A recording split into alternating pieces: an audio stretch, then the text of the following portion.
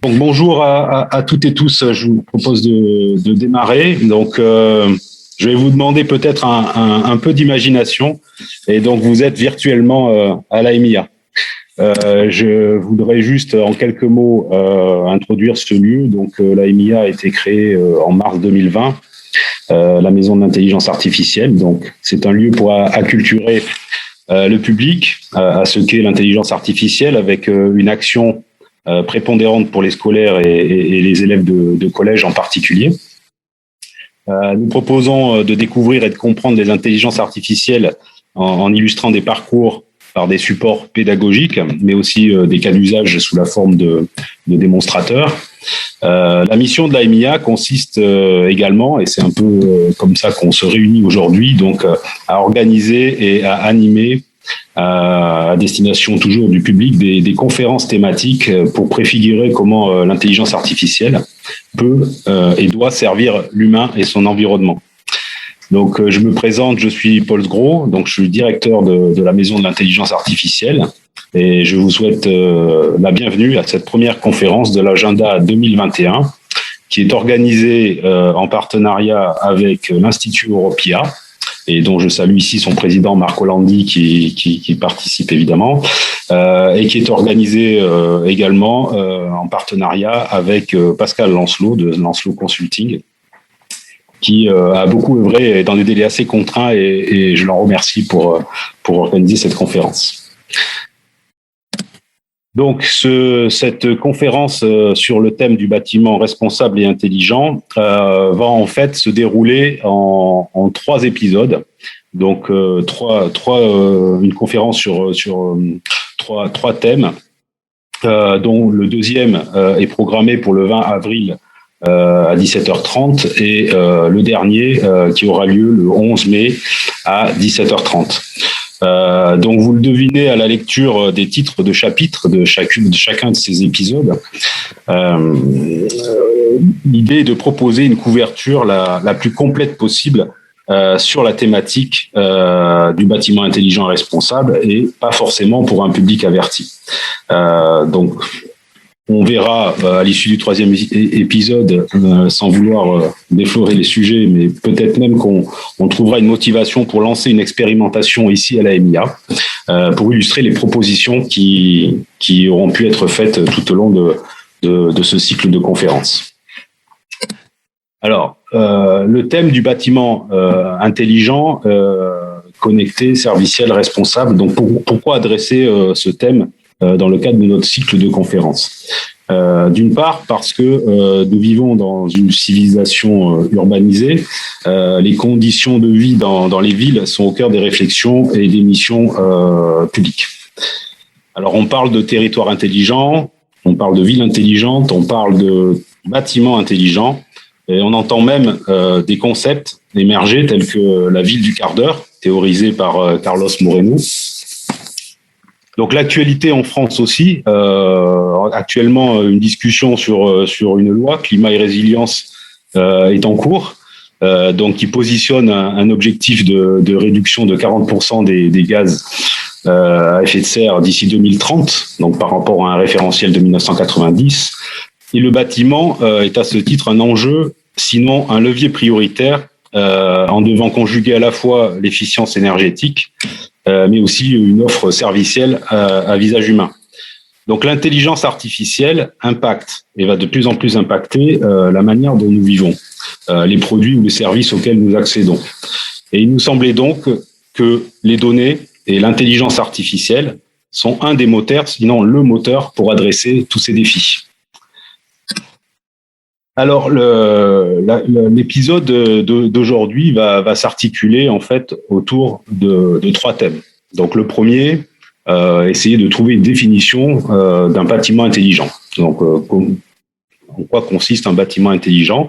Un deuxième sujet où on va aborder la partie qui concerne les données et surtout, est-ce que la production de données est suffisante à rendre un bâtiment intelligent. Et enfin, donc,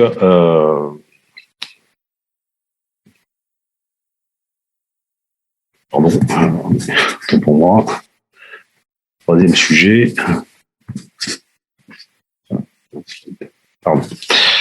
Voilà. Donc le premier thème, et donc là je voudrais en fait présenter et donc nous avons l'honneur d'accueillir Didier Lafaille, qui est donc à la commission de régulation de l'énergie et qui va donc aborder cette définition ou cette possible élément de définition de ce que peut être un bâtiment intelligent. Donc Didier Lafaille est secrétaire général du comité de prospective et chef du service de la prospective et de l'innovation à la commission de la régulation d'énergie. Donc il est également senior de la Société de l'électricité, de l'électronique et de l'information et de la communication et chevalier de l'Ordre national du mérite, avec un parcours donc assez varié, donc sur un diplôme par les métiers de Paris, ingénieur d'études électriques dans la conception de centrales de production thermique et donc ingénieur d'affaires, puis directeur des ventes à la Continental d'équipements électriques. Donc, le deuxième thème, donc concernant l'approche par les données, donc Pascal Lancelot, qui co-organise cette conférence avec nous. Donc Pascal est président de sa société de consulting, Lancelot Consulting. Il est membre du comité directeur de la Fédération des ascenseurs et des commissions REC 95-216C et d'un think tank numérique, membre de l'AFNOR et de l'ISO. Il est également invité de l'ETSI. Donc Pascal a fait l'école centrale de Lille.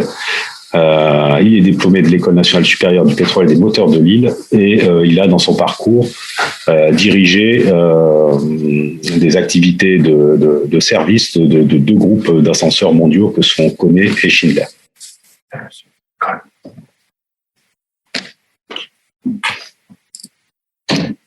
Enfin, le troisième thème que nous proposons aujourd'hui, c'est d'aborder le sujet de quelle est l'urgence de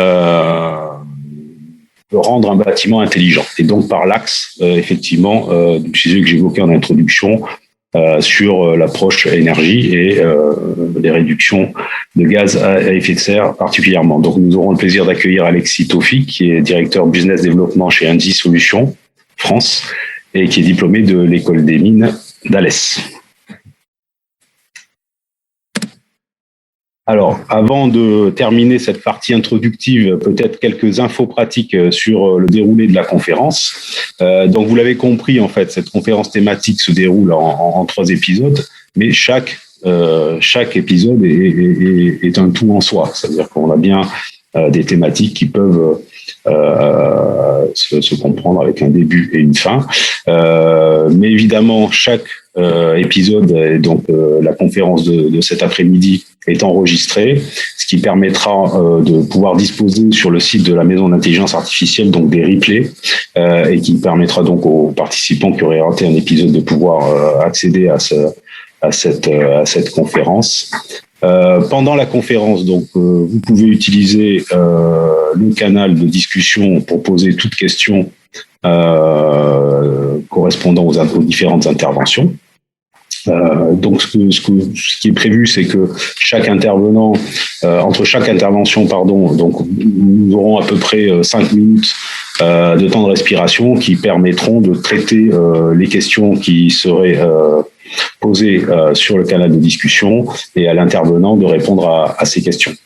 Alors évidemment, entre chaque épisode, donc entre chaque date que je vous ai présenté tout à l'heure, donc entre maintenant le 20 avril et même après entre le 20 avril et le 11 mai, donc tous les participants peuvent bien sûr adresser par email, donc à l'adresse de la MIA, donc contact@maisonintelligenceartificielle.com, toute question en rapport avec les sujets qui auront été évoqués ici, et nous essaierons de consolider les réponses et les présenter en introduction de l'épisode suivant.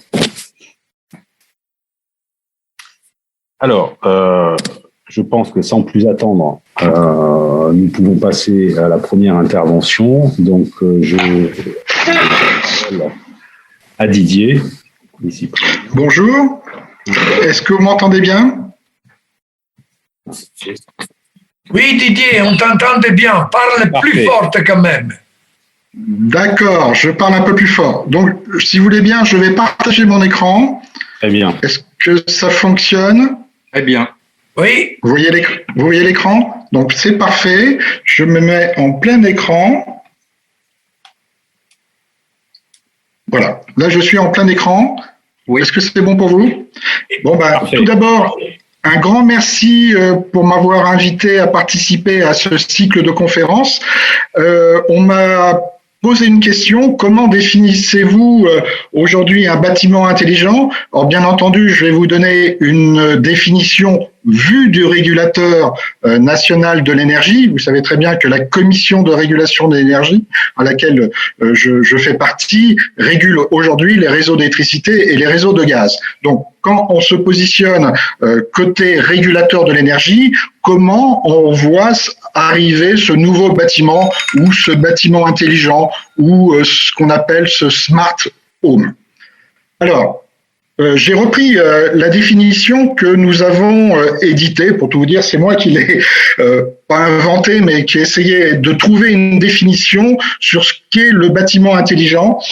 Cette définition est sur notre site internet. Nous avons un site internet qui est dédié au réseau intelligent et vous avez une page sur le bâtiment intelligent, même plus qu'une page, puisqu'il y a aussi des exemples de bâtiments intelligents.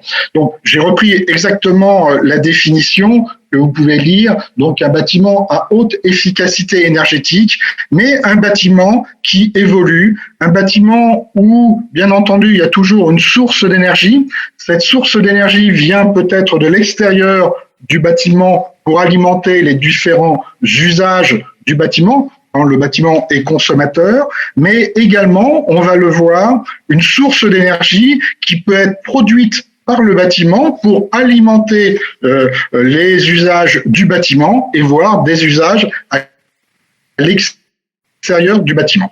Donc, c'est déjà un premier bâtiment, bien sûr, qui reçoit toujours cette source d'énergie, mais sur laquelle va venir se rajouter ce qu'on appelle de l'intelligence. Alors, pour nous, régulateurs, cette intelligence, c'est quoi? Ce sont des capteurs. Certains capteurs, vous les connaissez tous, ce sont par exemple les compteurs d'énergie qui existent depuis très longtemps justement pour pouvoir facturer l'énergie jusqu'à présent consommée par ce bâtiment et demain ou aujourd'hui produite par ce bâtiment, mais c'est aussi d'autres capteurs qui vont permettre à ce bâtiment d'apporter de la flexibilité, soit à l'intérieur du bâtiment, soit à l'extérieur du bâtiment.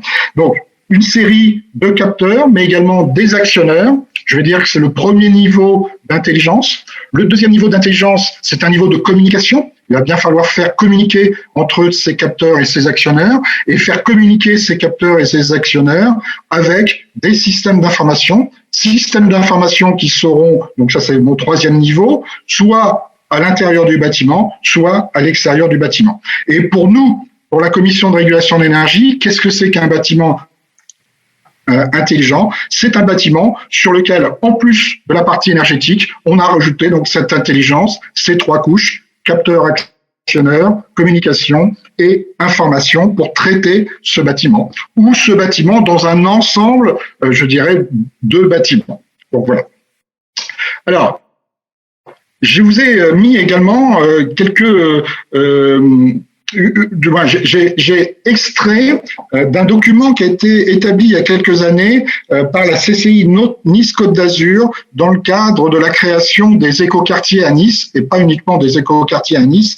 Ils ont réfléchi et on a travaillé un petit peu avec eux sur l'évolution de ce bâtiment et notamment l'évolution vers ce qu'on appelle le Smart Grid Ready. Comment rendre ready un bâtiment intelligent et notamment dans le cadre d'un écoquartier.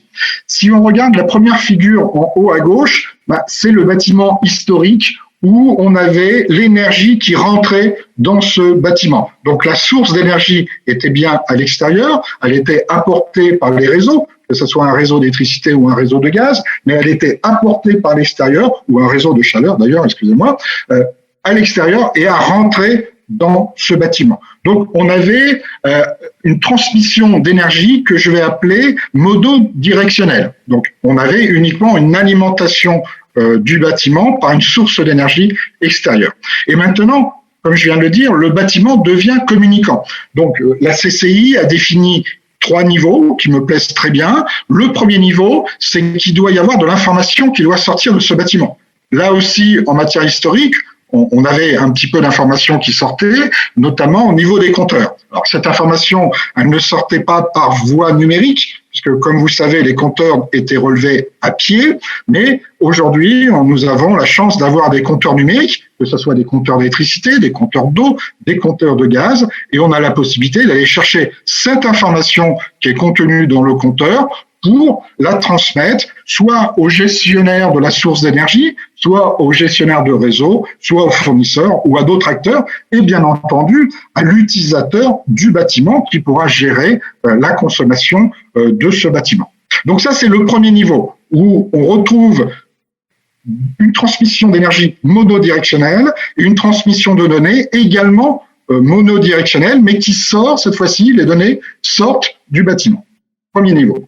Deuxième niveau, où on va retrouver cette fois-ci un échange de données bidirectionnel. Ah, ça devient intéressant. C'est-à-dire que les données ressortent du bâtiment et certaines données vont pouvoir rentrer dans le bâtiment. Alors vous allez me dire, mais à quel moment on a besoin de faire rentrer des données dans le bâtiment? Un exemple, il y a des contraintes sur le réseau, il y a des contraintes sur le système énergétique. Il y a un problème d'équilibre entre la production et la consommation dans le cas du système électrique.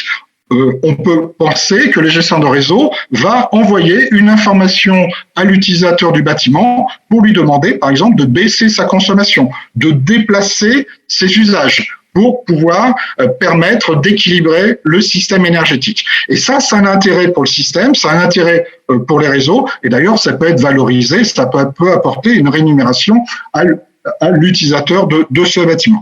Donc, c'est notre deuxième niveau où on va avoir un échange d'énergie qui va se faire dans les deux sens, des échanges de données, qui va se faire dans les deux sens. Les données vont sortir du bâtiment et les données vont pouvoir aussi rentrer dans le bâtiment. Un autre exemple, c'est de pouvoir aussi piloter des usages, piloter une puissance souscrite, couper le client. Alors vous allez penser tout de suite à un mauvais payeur, mais il n'y a pas que. On peut aussi envoyer des ordres d'augmentation de puissance souscrite à distance, vous voyez, sans déranger le client. On peut relever des compteurs à distance, etc., etc. Donc on commence à avoir une bidirectionnalité au niveau des échanges d'informations entre le bâtiment et l'extérieur. Et puis le troisième niveau, le niveau qu'on va maintenant trouver dans tous les nouveaux bâtiments, surtout les bâtiments à énergie positive, c'est des échanges bidirectionnels d'énergie, que la source pourra être extérieure au bâtiment, elle viendra par le réseau, ou la source pourra être sur le bâtiment. Et lorsque le bâtiment, je dirais, consomme moins que la production du bâtiment, cette source va alimenter les autres bâtiments ou le réseau pour d'autres usages. Donc, on va avoir un échange bidirectionnel des énergies et également, on va retrouver cet échange bidirectionnel des données. Donc, l'étape ultime du bâtiment intelligent, c'est le niveau 3 où on a une source d'énergie bidirectionnelle et des échanges de données bidirectionnels. Le petit schéma à droite, c'est un schéma qui reprend un petit peu tout ce que on peut retrouver aujourd'hui au niveau d'un système d'information au niveau du bâtiment. Bien entendu, des échanges avec l'extérieur, ce sont toutes les flèches que vous voyez en haut du schéma, et puis après des échanges avec, par exemple, des nouveaux usages au niveau du bâtiment. J'y reviendrai après. Dans la présentation, des échanges, par exemple, avec la mobilité électrique. La mobilité électrique, c'est du stockage et on peut avoir un échange bidirectionnel avec cette mobilité électrique. Bien entendu, des équipements de stockage qui peuvent être du stockage d'électricité, mais également du stockage de froid ou de chaleur. Des nouveaux usages qui se développent également, et puis bien entendu des échanges avec des équipements qui vont venir piloter le confort de l'utilisateur, que ce soit le chauffage, la climatisation, la sécurité, avec la gestion des volets, etc.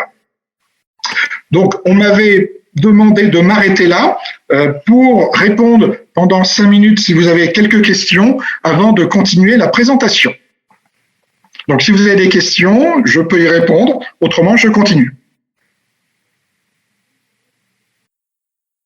Pas de questions ou je ne les vois pas apparaître?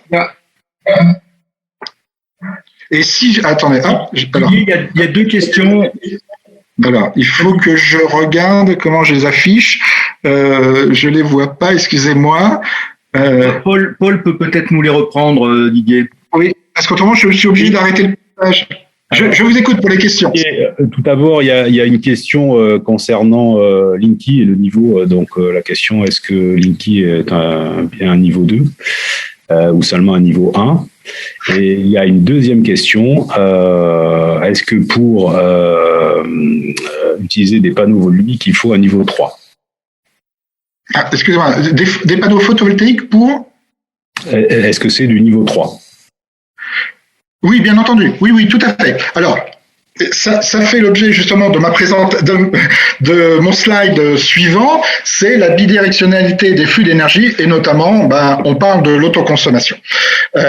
En plus, on parle de l'autoconsommation individuelle à la maille d'un bâtiment. On parle de l'autoconsommation collective à la maille d'un bâtiment avec plusieurs utilisateurs.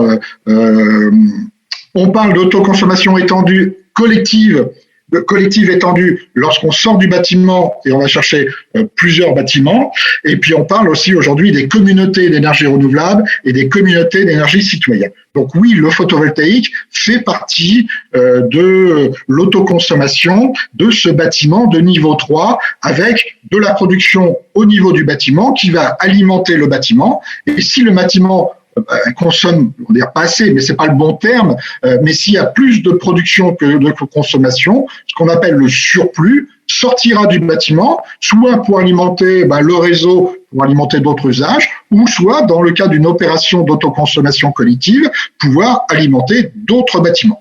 Alors, on parle beaucoup des panneaux photovoltaïques, mais il existe aujourd'hui d'autres moyens de production, comme vous savez, il y a l'éolien, le petit éolien qu'on peut aussi avoir au niveau de ces bâtiments, il n'y a pas que le photovoltaïque. Il y a aussi la petite hydraulique, on connaît très bien les moulins à eau, mais aujourd'hui on voit que cette petite hydroélectricité se redéveloppe au niveau de certains bâtiments, plutôt c'est vrai des bâtiments anciens. Alors, pourquoi l'autoconsommation se développe? Pourquoi ce niveau 3 se développe? Parce qu'aujourd'hui on voit un intérêt économique à consommer ce qui est produit localement et non pas consommer ce qui vient du réseau. Pendant très longtemps, d'un point de vue économique, ce qui était le plus intéressant, bien entendu, c'était de consommer ce qui venait du réseau. Et si vous veniez à installer des panneaux photovoltaïques, il était préférable de vendre l'électricité qui était produite par ces panneaux photovoltaïque dans le cadre d'un tarif d'achat qui était régulé, et ce tarif d'achat était plus avantageux que ce qui venait du réseau. Donc il n'y avait aucun intérêt, lorsqu'on installait des panneaux photovoltaïques sur le toit d'une maison ou d'un bâtiment, d'être en autoconsommation. Vu qu'aujourd'hui les coûts de ces équipements ont vraiment chuté et continueront d'ailleurs de chuter, on est aujourd'hui à ce qu'on appelle dans le langage courant la parité réseau, où il devient plus intéressant de consommer ce qui est produit localement que de revendre l'intégralité de cette énergie dans le cas de tarifs de rachat. Après, vous avez un autre phénomène.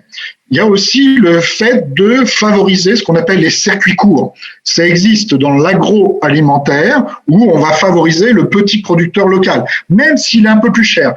Aujourd'hui, on s'aperçoit qu'il y a une volonté de la part de l'ensemble des utilisateurs de se dire, si je produis localement, j'ai intérêt à consommer ce qui est produit localement. En plus, vous le savez très bien, c'est ce qu'on appelle de l'énergie verte, de l'énergie renouvelable. Donc, autant consommer ce que je produis que d'aller acheter de l'électricité produite par du nucléaire, par du thermique, gaz, fuel, par des énergies renouvelables que je connais pas, que je maîtrise pas. Donc voilà, cette volonté de favoriser les circuits courts. Et là, je vois personnellement un intérêt, c'est que le fait de consommer ce que je vais produire, je vais devenir consommateur. C'est-à-dire que jusqu'à présent, je ne faisais pas attention à ma consommation puisque tout venait du réseau. Et aujourd'hui, je vais faire attention à la façon dont je consomme pour synchroniser cette consommation avec la production. Quand je produis, je vais essayer de consommer à ce moment-là. Quand je produis pas, je vais essayer de moins consommer. Vous voyez, je deviens consommateur. Et éventuellement, si j'ai un véhicule électrique ou si j'ai un stockage, si je ne suis pas présent, si j'ai pas d'usage, je vais stocker cette énergie pour la restituer plus tard. Et bien entendu, si j'ai pas de stockage et si je consomme pas, cette énergie qui sera produite sera réinjecter ou injecter sur le réseau pour alimenter d'autres clients. Donc c'est ça qui est intéressant dans ce modèle, c'est que je deviens consommateur de l'énergie qui est produite et de ce que je consomme localement. Et pour ça, j'ai besoin d'avoir une information qui circule au sein de mon bâtiment ou entre différents bâtiments. Dans le cas où j'ai une opération d'autoconsommation collective, je vais avoir besoin de savoir qu'est-ce qui est consommé dans les différents bâtiments et comment je vais affecter cette production. Donc, on retrouve ce niveau 3 avec des échanges de données dans les deux sens. Autre exemple de bidirectionnalité, c'est ce qu'on appelle le véhicule to anything, le véhicule to X. Alors, on a défini, vous voyez, c'est Aver France qui a défini ça, et ça me plaît très bien, 4 modèles avec ce véhicule électrique. Le premier modèle, c'est ce qu'on appelle le véhicule to load, le V2L. Le véhicule to load, c'est un véhicule qui va permettre, dans le cas où j'ai un problème sur le réseau, de pouvoir îloter, alors îloter ou pas, hein, là il y a une croix, vous voyez, sur le réseau électrique qui vient alimenter cette maison, mais on pourrait très bien imaginer qu'à un moment donné, je veux moins consommer parce qu'il y a des problèmes d'équilibrage, il y a des problèmes, ça pourrait éviter des renforcements sur le réseau public. À un moment donné, je vais utiliser mon véhicule pour récupérer l'énergie de mon véhicule pour alimenter mon logement. Je peux vous dire que ce modèle fonctionne très bien, par exemple, au Japon. Alors, bien entendu, le Japon fait suite à un événement, vous savez, une catastrophe naturelle et nucléaire, qui fait qu'il y a eu moins de production que de consommation. Et ben, tous les véhicules se sont mis de façon cyclique, en fonction des ordres qui étaient envoyés par les gestions de réseau, à alimenter les maisons pour continuer à alimenter les maisons. Donc, c'est ce qu'on appelle ce véhicule to load. Après, le deuxième niveau, c'est le véhicule to home. Et là, ce véhicule to home, donc ce véhicule va pouvoir être utilisé dans le cadre d'une opération d'autoconsommation collective. Vous voyez en bas les petits panneaux photovoltaïques qui vont alimenter la maison. Et si j'ai pas de consommation, parce que je travaille aujourd'hui, eh ben, c'est le véhicule qui va être chargé. Par contre, quand je reviens le soir, j'ai pas besoin de toute la charge de mon véhicule le lendemain pour me rendre à mon travail. Je vais pouvoir utiliser ce surplus d'énergie pour pouvoir alimenter au moment de la pointe de 19 heures mes différents usages, tout en ayant bien sûr le soin de réserver une certaine capacité le lendemain pour pouvoir me rendre à mon travail ou emmener les enfants à l'école. Donc, vous voyez, cette optimisation de la demande et ces opérations d'autoconsommation rentrent dans ce qu'on appelle le véhicule to home. Après, on a le véhicule to building. Donc, building, on voit bien, c'est un bâtiment avec plusieurs utilisateurs ou plusieurs bâtiments. Et là, on a une opération d'autoconsommation collective où on va répartir cette production sur plusieurs bâtiments et on imagine d'avoir plusieurs véhicules en autopartage ou pas qui puissent être chargés, déchargés avec un ou plusieurs utilisateurs au niveau de mon bâtiment. Et vous voyez, même au niveau des bâtiments, on a mis même des petites éoliennes qui seraient affectées à ce bâtiment. Puis après, le dernier modèle, c'est le véhicule to grid. C'est le véhicule qui va communiquer cette fois-ci avec le réseau. Donc, c'est une batterie, en fin de compte, qui est mobile. Mais on peut penser qu'à ce moment-là, elle sera bien, le véhicule sera bien à l'arrêt. Donc, la batterie sera bien stationnaire et elle va pouvoir échanger de l'énergie en fonction des besoins du réseau et offrir des services aux gestionnaires de réseau, que ce soit le réseau de distribution comme le réseau de transport. Des services qui ont de la valeur pour ces gestionnaires. Donc voilà, 4 niveaux de véhicule to grid ou véhicule to anything, le véhicule to load, le véhicule to home, le véhicule to building et le véhicule to grid. Et là, on est bien dans le niveau 3 de ce bâtiment intelligent. Alors, il y a eu une question sur le compteur Linky. Comme vous savez, aujourd'hui, il y a plus de 30 millions de compteurs qui ont été, pour la partie électricité, qui ont été posés par le gestionnaire de réseau Enedis. Il y en a plus de 10 millions, pas encore, il y en a 8 millions, je crois, de mémoire, pour le gaz, avec le compteur Gaspard. Le compteur Linky, oui, devient une interface, mais pas la seule, entre l'utilisateur final et le gestionnaire de réseau. Donc, c'est à partir de ce compteur que je vais pouvoir envoyer des informations au gestionnaire de réseau, mais c'est aussi à partir de ce compteur que je vais pouvoir recevoir des informations, puisque ce compteur est bidirectionnel. Donc là, on retrouve bien un flux bidirectionnel de données entre l'extérieur et le bâtiment. Et ce compteur, aujourd'hui, dispose de ce qu'on appelle d'une téléinformation client qui peut être décodée pour pouvoir commander, pour pouvoir piloter ou pour envoyer des ordres à différents usages. L'usage que tout le monde connaît, c'est le ballon d'eau chaude sanitaire, où c'est un usage qui est piloté par un signal tarifaire, ce qu'on appelle les heures creuses, heures pleines, où la nuit, on va chauffer notre ballon d'eau chaude, mais on voit bien que ce compteur Linky va pouvoir aussi piloter d'autres usages qui peut être à la baisse ou à la hausse, ou en matière de déplacement, qui peut être du chauffage électrique, pompe à chaleur, qu'est-ce que j'ai mis de la climatisation, hop, je retrouve ma recharge de mon véhicule électrique. Bien entendu, on voit que l'intérêt de Linky, ça va peut-être être aussi de piloter par un signal tarifaire cette recharge de mon véhicule électrique en dehors des heures pleines. Il ne faut pas penser que demain, tout le monde pourra recharger son véhicule à 19 heures. Surtout pas. Il est préférable de le faire à 3 heures du matin, là où l'électricité coûte la moins chère, etc. Donc, Linky pourra envoyer ce signal tarifaire à la borne de recharge pour recharger ce véhicule électrique après 19 heures, à 20 heures, 23 heures ou à 3 heures du matin. Il pourra aussi gérer un stockage stationnaire, il pourra gérer aussi cette production photovoltaïque, ou il pourra envoyer des informations à un gestionnaire, un système informatique ou un module qui pourra justement piloter différents usages. Voilà ce que je voulais vous dire dans mon temps imparti. Merci beaucoup, Didier. Il y a plusieurs questions, Didier, dont une. Alors, je ne vois pas les questions. Attendez, je vais sortir du partage. Comme ça va me permettre de peut-être arrêter le partage. Voilà, de pouvoir voir les questions. Voilà. Tu vas voir qu'il y a une question sur la géothermie. Alors, je vois toujours pas les questions. Alors, il y avait une question qui était posée sur est-ce également le cas pour la géothermie sur le slide où on voyait les différentes possibilités agrégateurs. J'imagine qu'il y a deux types de géothermie. Il y a la géothermie de ville qui contribue à l'énergie, et il y a la géothermie et plutôt l'aspect pompe à chaleur peut-être. Oui, alors tout à fait. Alors, la géothermie de ville, pour moi, c'est un réseau de chaleur. C'est un réseau de chaleur qui va venir alimenter en chaleur un bâtiment. Alors après, c'est vrai qu'aujourd'hui, cette géothermie, pour moi, elle n'est pas bidirectionnelle. Pourquoi ? Parce que le bâtiment ne produit pas de chaleur, pour ainsi dire. Ce qui est dommage, c'est qu'on voit bien qu'aujourd'hui, on a peut-être certains usages qui pourraient produire de la chaleur et restituer cette chaleur à un réseau externe. Je prends par exemple, si j'ai un bâtiment avec des serveurs, on peut penser que la chaleur fatale peut très bien être utilisée pour alimenter mon bâtiment en chaleur, mais également le surplus être envoyé vers un réseau de chaleur. Donc, on voit bien que sur un réseau de chaleur, on peut avoir cette bidirectionnalité. Pour de la géothermie, je vois mal la bidirectionnalité, à moins que mon bâtiment aujourd'hui utilise par exemple une pompe à chaleur géothermale, je ne sais pas si c'est le bon terme, ou on va chercher de la chaleur du froid dans des nappes phréatiques, et justement, si on avait un surplus, de pouvoir renvoyer ça sur un réseau de chaleur.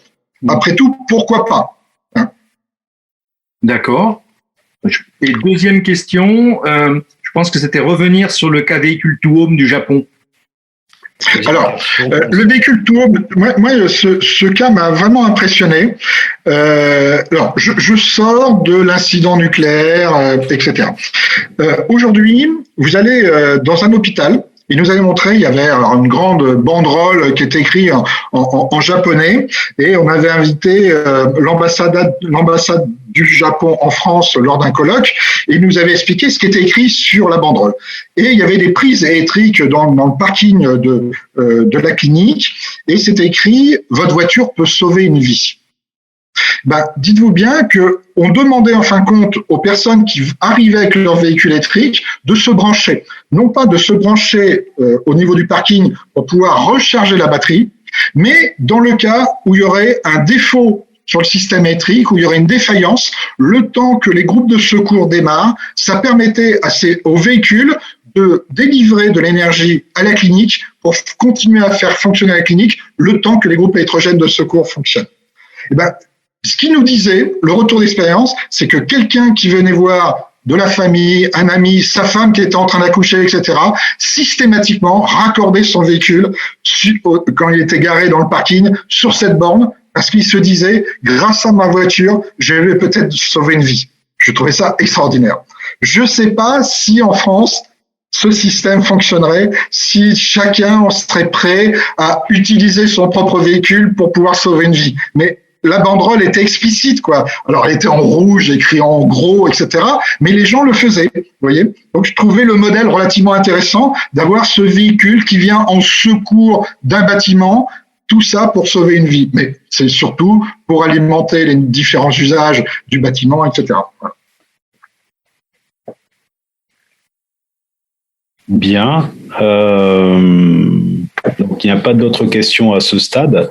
Je ne sais pas si vous m'entendez bien. Je suis désolé, tout à l'heure, j'étais un peu perturbé par le son parce qu'apparemment, ça ne fonctionne pas bien. Donc, je suis désolé.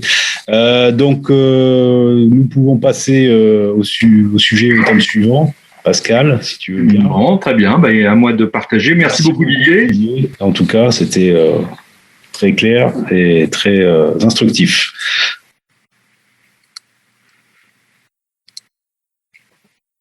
Alors, je fais comme Didier, je passe en mode projection. Et donc, ma responsabilité dans cette architecture de 3 interventions est de vous emmener sur le fabuleux sujet de la donnée. Donc, je vais partager avec vous, pareil en 2 temps, le sujet de la donnée. En élargissant un petit peu, parce que moi je viens du serviciel, donc je suis pas complètement lié à l'énergie, et en vous proposant une définition du bâtiment intelligent, en disant qu'améliorer l'intelligence d'un bâtiment, c'est le rendre plus confortable, plus sûr et plus éco-responsable. Alors pour cela, il va falloir interagir avec le bâtiment, il va falloir pouvoir modifier ses paramètres de fonctionnement.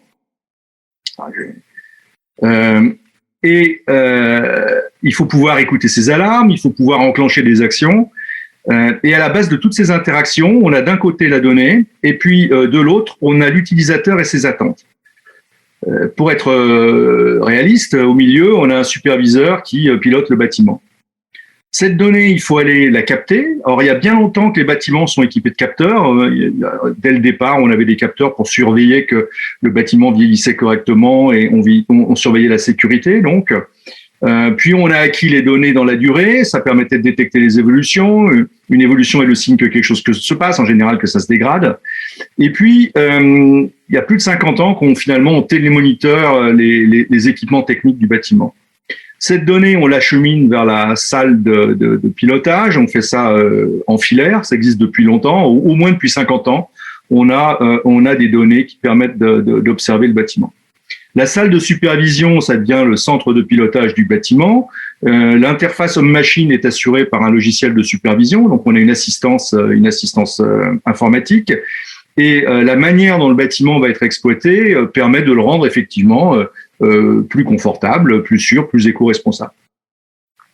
Par exemple, des choses qu'on fait régulièrement avec une GTB, modifier les températures des bureaux, éteindre des zones d'éclairage, voilà des choses qu'on fait régulièrement. Et pourtant, ces solutions, il faut reconnaître qu'elles sont restées marginales. Alors, pour plusieurs raisons. D'abord, parce que c'est quand même difficile à mettre en œuvre. C'est comme c'était du filaire, c'était des connexions complexes avec des courants faibles. Ce sont des solutions qui sont restées coûteuses. Donc, on les retrouve d'abord dans les pôles tertiaires. Et peut-être un petit point qu'on peut partager, c'est qu'effectivement, dans ce modèle de GTB, on comprenait le besoin de l'utilisateur au départ, mais ensuite, on a peu d'interaction avec l'utilisateur et l'usager. C'est vraiment la donnée vers le superviseur. Ce qu'on a quand même acquis ces dernières années, ces 50 dernières années, c'est que pour améliorer l'intelligence du bâtiment, il faut de la donnée. Alors, la donnée, c'est bien pour produire de la valeur ajoutée, mais la donnée, elle a un coût. Pardon, voilà, la donnée, elle est disponible. Alors, décidément, elle est avec la multiplication de la facilité des capteurs. On peut maintenant mettre des capteurs très simplement. Donc, on a des données qui sont devenues très nombreuses. Elles sont natives, elles sont accessibles, elles sont faciles à transmettre. On peut les mettre en place dans les bâtiments existants, on a des technologies, on peut aussi aller chercher les datas dans les armoires de commande. Donc on a un accès à la donnée qui est beaucoup plus facile qu'au moment de la GTB. On a également, avec ces fameuses armoires de commande, depuis les années 80, on a l'accès à l'historique des États. Donc, pour les opérateurs, on a des matériels qui commencent à se souvenir. Et c'est important de le partager ensemble parce que ces équipements-là, ils sont là depuis une quarantaine d'années, donc ils existent dans le bâtiment existant. Une autre chose qui est apparue, c'est que les techniciens ont depuis les années 2000, fin des années 90, commencé à communiquer également dans l'intégralité de la chaîne et ont donc permis de récupérer des informations externes aux machines, sans capteur, mais en temps réel. Donc, par exemple, l'heure à laquelle la panne est transmise, l'heure d'arrivée, le rapport d'intervention en temps réel, les causes origines, les actions menées. Donc, pour les lots techniques du bâtiment, ça fait au moins 2 décennies, là, depuis qu'on a ces fameux téléphones agiles, qu'ils utilisent la donnée pour améliorer, sinon l'intelligence du bâtiment directement, au moins l'intelligence du service qu'ils fournissent. Et en cascade, cette intelligence de service a amélioré l'agilité du bâtiment.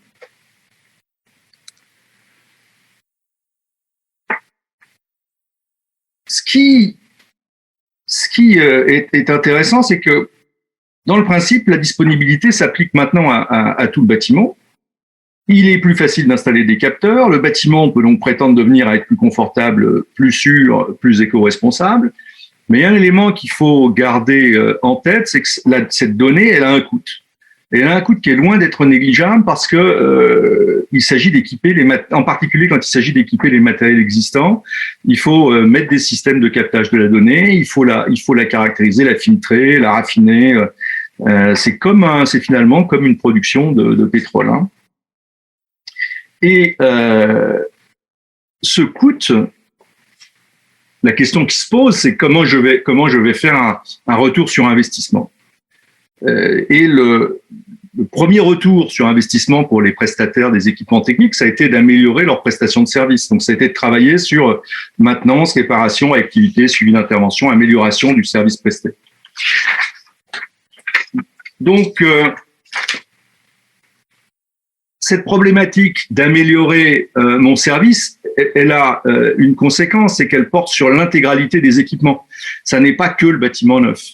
Donc, l'opérateur, il va s'intéresser bien sûr aux besoins de l'utilisateur, qui est traduit dans le contrat de maintenance, et puis il va s'intéresser à des équipements hétérogènes, et il va construire une GMAO, qui est souvent sa propre GMAO, pour améliorer ses prestations, éventuellement proposer de nouvelles prestations dans le contrat de maintenance, et avec un autre souci qu'on peut déjà commencer à partager, qui est quand on établit des flux de données de ce type-là, donc on les caractérise, on les formate, mais on les sécurise également.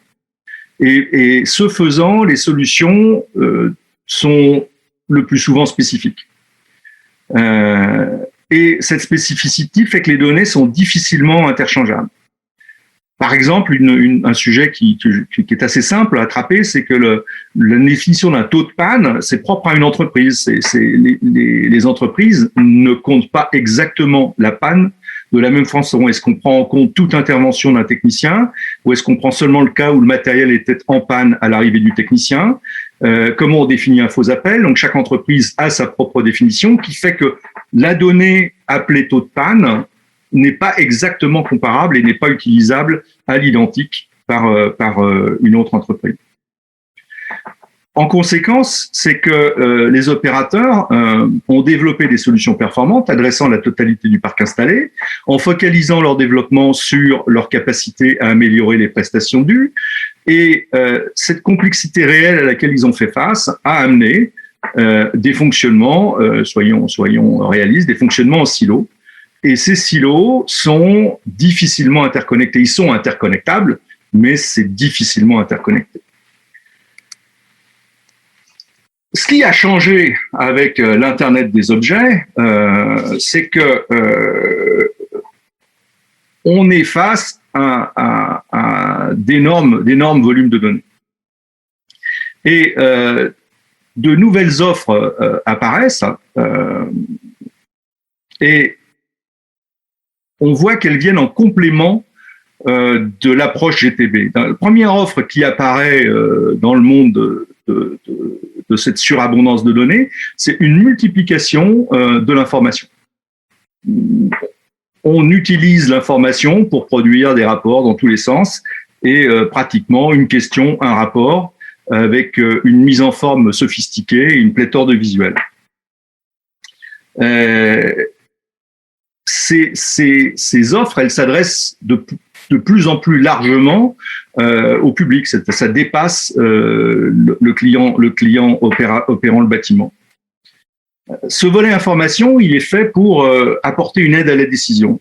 Mais là, on se rend compte dans la même difficulté que l'information média, où l'utilisateur de ces tableaux croule sous l'information et a de plus en plus de mal à identifier celle qui va être utile à sa décision. Et ça devient également important de se questionner face à un tableau d'information. Il faut se questionner sur la provenance de la data à l'origine. Est-ce qu'elle a été correctement caractérisée? Est-ce que c'est logique que la conclusion soit aussi illogique? Donc, il faut garder un œil critique pour prendre les bonnes décisions. La deuxième chose qui est apparue simultanément avec cette surabondance des données, c'est de pouvoir ouvrir l'interaction aux fameux utilisateurs. Donc ça, c'est une étape qui rend le bâtiment plus intelligent, puisqu'on arrive à construire, ce dont parlait Didier tout à l'heure, avec le niveau 3, une interaction avec tout le long de la chaîne. Alors, dans le bâtiment, l'une des choses qui est maintenant connue, c'est tout ce qui est la smart home, tout ce que vous pouvez faire chez vous. Alors, l'une des difficultés que l'on observe sur la smart home, c'est que en fait, on a des interactions qui se créent soit par utilisateur, par produit, ou alors sur l'autre angle par plateforme de communication. Et finalement, ça génère de nombreuses applications, de nombreuses suites dédiées, et on peut se demander si cette surabondance de la donnée répond finalement à l'agilité qu'on cherchait dans le bâtiment au départ, et est-ce que ça le rend plus sûr, plus confortable. Alors, au niveau de votre propre domicile, c'est comme l'exemple du véhicule to home. On sent que c'est gérable. Au niveau d'un bâtiment, donc ce qu'on appelle l'immeutique, immeuble plus domotique, on perçoit à l'opposé un risque plus important de multiplication d'applications qui deviennent inutilisables. Et j'ai pris l'exemple ici du parking. C'est la réalité. Aujourd'hui, si vous vous promenez en France, vous avez besoin de 6 à 8 applications pour payer votre parking. Et pourquoi est-ce que c'est tolérable pour l'usager en réalité? C'est parce que les villes, elles, ont sélectionné 1, 2, maximum 3 opérateurs. C'est-à-dire que la personne elle-même n'a pas cette vision de cet envol du nombre d'applications. Donc, un des points que l'on réalise, c'est que l'abondance de la donnée n'est probablement pas le moteur de l'intelligence. L'abondance de la donnée est un élément à bien caractériser, et l'intelligence vient plutôt du raisonnement, que ce soit les algorithmes ou l'intelligence artificielle.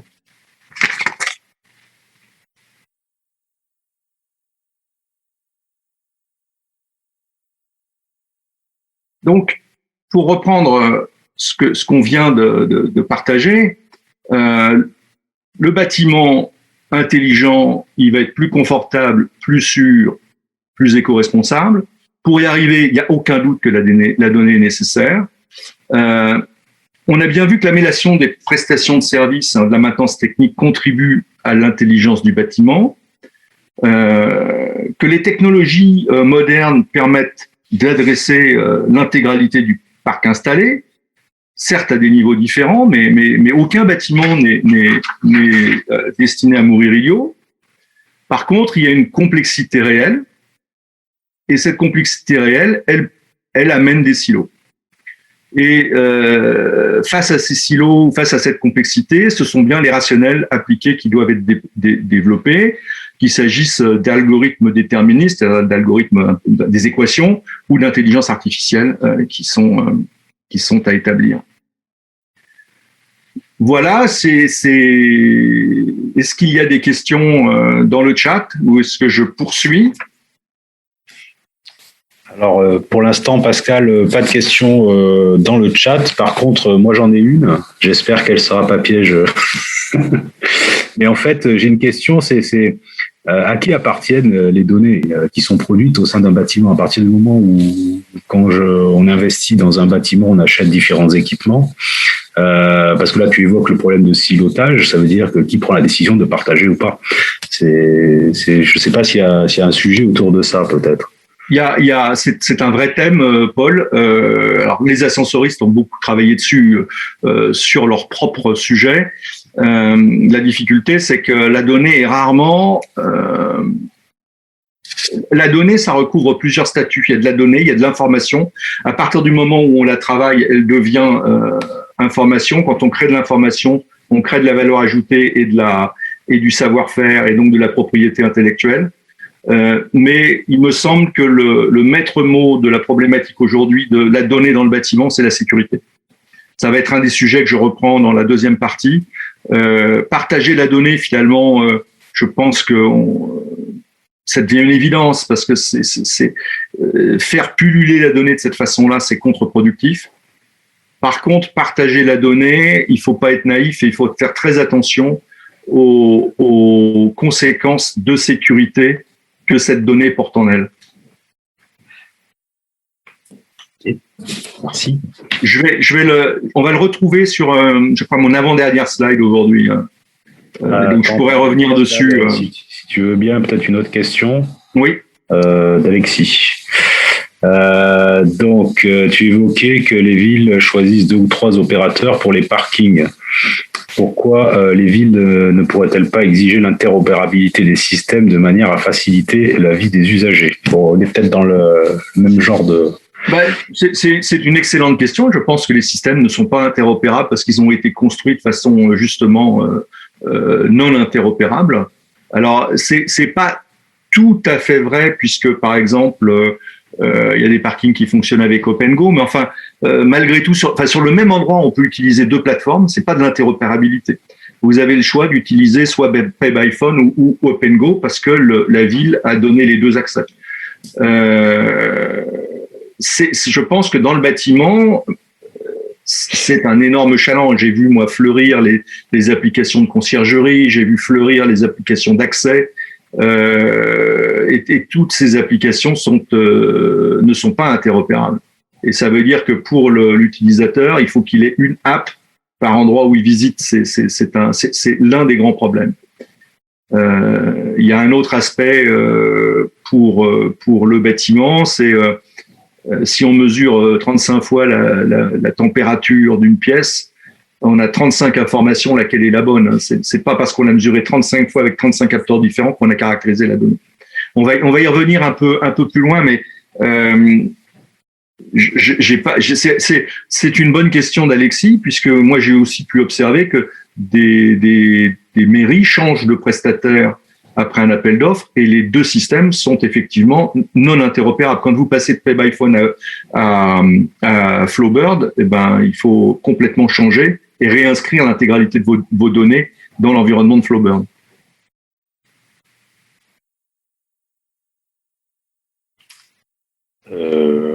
Ok, Pascal, je poursuis. Enchaîner. Ouais, il n'y a pas d'autres questions. J'ai du mal avec mon... Alors, je reviens sur ce problème qui me semble être un souci important. On disait que il était important pour le bâtiment d'être plus confortable, plus sûr, plus éco-responsable. L'Internet des objets, il a une conséquence évidente, c'est qu'il a fait exploser le nombre de données disponibles. L'Internet des objets, finalement, c'est assez simple à définir. C'est un Internet, un objet, des objets, des lieux physiques. Et à partir du moment où vos objets émettent de la data de façon simple, parce qu'ils sont équipés de capteurs dès le départ, et que d'un seul coup, la connexion devient facile, eh ben, vous avez un accroissement exponentiel du volume. Et on rassemble des masses de données sur le réseau. face aux masses de données sur le réseau, ben la solution, ça a été le big data. C'était de dire, bah tiens, je vais coller une boîte noire. Je vais faire des applications analytiques qui permettent de tirer du sens de toutes ces données.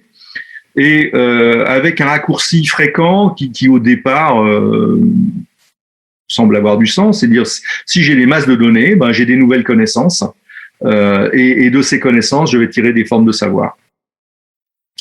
Si on convient qu'un aspect du savoir, c'est l'identification de relations de cause à effet. Donc de pouvoir dire, bah tiens, si j'observe cette situation-là, il va se passer ça, donc je fais un peu de prédiction, et de cette prédiction, je peux améliorer mon action. Donc je peux préparer, je peux réagir, je peux être plus intelligent. La boîte noire doit pouvoir me servir à ça. Mais la boîte noire aujourd'hui et ses algorithmes filtrent les mégadonnées, proposent une conclusion qui sert de préconisation à la décision humaine, mais l'humain, il comprend plus très bien la conclusion de la big data.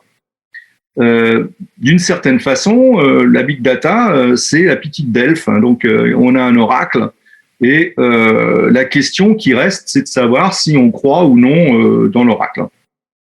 Quand on regarde, moi je peux partager cette expérience, quand je regarde dans les projets big data ou intelligence artificielle auxquels j'ai participé en entreprise, et j'ai vérifié avant la conférence aujourd'hui, effectivement, bon, disons que il est communément admis que 1 cas sur 5 de big data en entreprise a donné des résultats.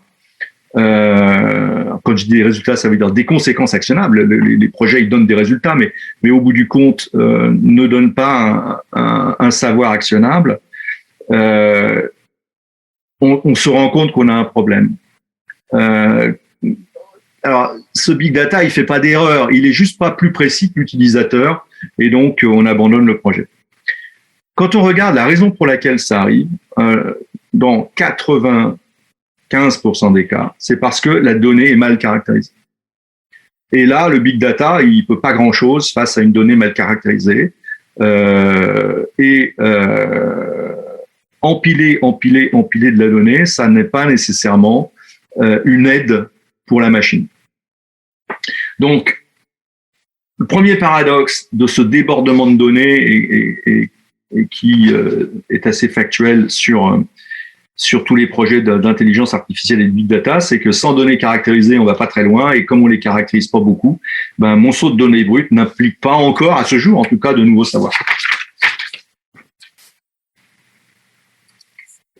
Il y a un autre aspect fondamental, c'est que cette prolifération de données, est-ce que ça a du sens de mesurer 32 fois la température? Est-ce qu'il n'y a pas plus de sens à s'assurer que le capteur qui fait la température est bien qualifié et partagé? La raison pour laquelle c'est assez peu perçu, c'est qu'en fait, le coût carbone n'est pas affecté à l'objet donné. Alors, j'ai parlé en préparant avec Alexis, il reviendra peut-être sur le sujet un peu plus tard, mais effectivement, comme la taxe carbone n'est pas là, il y a une réalité économique qui est que on est sur un faux fonctionnement où apparemment la donnée est gratuite. Donc on se retrouve avec des tonnes de données, avec des données qui sont pas forcément compréhensibles. Donc si je suis opérateur, face à ce doute-là, ce que je fais, c'est que je mets en place mon propre réseau de capteurs. Donc je multiplie la donnée pour mesurer le même paramètre. Chaque silo, finalement, chacun vient installer ses propres capteurs et fonctionne à partir de ces capteurs. Donc, on a une situation qui est d'évidence à l'opposé de l'éco-responsabilité. C'est-à-dire qu'on n'est pas du tout frugal. Si on veut relever le challenge de créer un bâtiment éco-responsable et donc on adresse la question du numérique frugal, alors il faut accepter de répondre à ta question tout à l'heure. Est-ce que je partage la donnée? Et aujourd'hui, on va dire la donnée brute non traitée, oui, d'évidence, elle devrait être partagée. Pour être partagée, à ce moment-là, il faut qu'il y ait une structure qui en garantisse la lisibilité et la sécurité. Donc, ça veut également dire, c'est un vrai travail pour les partenaires, parce que ça veut dire que du coup, on met pas 6 capteurs pour mesurer la data, mais il faut que celui qui a mis le capteur garantisse que la data est bien caractérisée. Sinon toute la chaîne s'effondre, qu'il la partage et que les utilisateurs qui vont la récupérer en sécurisent leur usage et qu'il soit pas possible de détourner cet usage pour en faire quelque chose. Donc toute cette question de l'éco-responsabilité dans le bâtiment pose la question du numérique frugal. C'est une question qui est adressée, hein, mais c'est une question qui est difficile. C'est une question qui adresse les multisilos pour essayer de les éliminer. Et la clé pour y arriver, c'est de se demander pourquoi, dans quel objectif, on va aller chercher cette donnée et on va l'utiliser. Alors, j'ai promis, Paul, que j'allais prendre deux exemples d'usage intéressants. Et ces 2 exemples complètement différents. Le premier exemple, c'était que j'aime bien, c'est est-ce que ma donnée a du sens sur le plan RSE? Est-ce que cette application va me générer un impact écologique responsable? Donc, j'ai pris l'exemple de l'éclairage. Donc, si aujourd'hui, la domotique, c'est super facile. Vous pouvez effectivement installer une domotique et gérer l'éclairage de votre maison depuis votre smartphone, votre tablette. Il y a 50 000 solutions. Mais si on réfléchit un tout petit peu, le coût de consommation annuel d'une ampoule LED aujourd'hui, c'est 6 fois moins que l'ampoule historique à filament. Une ampoule de 60 watts aujourd'hui, donc ça coûte 10 watts. Si je la laisse 16 heures allumée, ça coûte 2 centimes. Donc, si je l'oublie absolument tous les jours le soir, ça va me coûter 20 fois 2 centimes, 4 week-ends à 6 centimes. Voilà, ça va me coûter 64 centimes. Du coup, installer une domotique à 20 € de facturation par mois avant de commencer à parler, comparé à mon économie, ça voudrait dire que je laisse dans ma maison 32 lampes allumées tous les soirs. Donc, c'est assez peu probable. Donc, on se rend compte qu'il vaudrait mieux avoir un réflexe citoyen qui n'est pas de laisser la lumière allumée parce que ça coûte moins cher, mais de se lever pour éteindre avec le bouton. Là, j'ai pris un joli bouton en plus, mais plutôt qu'une solution domotique qui, elle, porte en elle son propre impact écologique de data envoyée sur le cloud pour commander un interrupteur qui est juste à côté de moi. Mais sur exactement le même sujet, si on pense aux aspects bien-être, en particulier dans les environnements de bureau, le pilotage de l'éclairage permet d'améliorer les conditions de travail au poste de travail. Et de la même façon que je disais tout à l'heure que la donnée n'est pas affectée de son coût carbone, le bien-être est difficilement affecté de son coût son gain productivité. Donc, on sent qu'on a des équations pour répondre à l'engagement RSE qui ne sont pas simples. Et évidemment, quand on regarde un bâtiment qui resterait allumé toute la nuit, là, on est à l'opposé. C'est une évidence que la commande à distance de l'éclairage a du sens. Deuxième exemple difficile, c'est donc là j'ai pris l'angle de la donnée sécurisée sur un sujet que je connais bien, qui est l'ascenseur. Quand le gouvernement a souhaité mettre en place le carnet numérique du logement et son suivi d'entretien, il a défini un certain nombre de choses, et une des choses qui était dans cela, c'était mais c'est intéressant de connaître les mouvements de l'ascenseur. Et effectivement, il y a toute une démarche, y compris avec les ascensoristes, en disant oui, au fond, cette donnée, on l'a, elle est disponible, et elle est même ultra simple, et je dirais même, elle est ultra simple à capter en mettant ce fameux capteur indépendant. Donc, si l'ascensoriste ne veut pas le faire, on sait le faire sans l'ascensoriste. Et à ce moment-là, vous avez toute une gamme de services que vous pouvez ouvrir à vos utilisateurs qui tout ce qui est accessibilité est amélioré parce que vous connaissez les déplacements de l'ascenseur, s'il marche pas, à quel niveau il est. Donc, on voit d'évidence une famille de services. Et puis on voit des startups qui créent des rapports formidables. Je mets mon capteur et je commence à cracher du rapport en disant regardez, l'ascenseur il a bougé tant de fois dans la journée. Et puis j'ai pris volontairement une courbe qui est la courbe d'analyse de flux de personnes d'un hôpital. Et vous réalisez que simplement en connaissant le déplacement des ascenseurs, juste le fait qu'il monte, qu'il descend, une personne qui va venir faire du data crunching est capable de connaître les mouvements de personnes dans le bâtiment.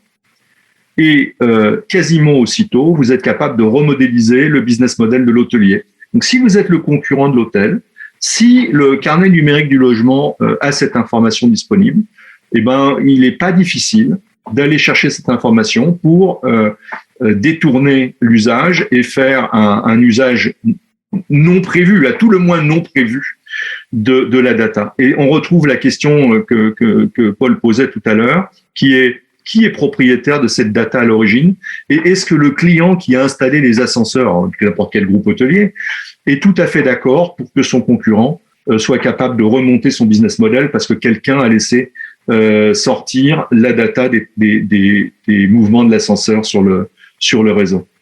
Et c'est une question qui est difficile, qui est au cœur de cette difficulté du bâtiment intelligent.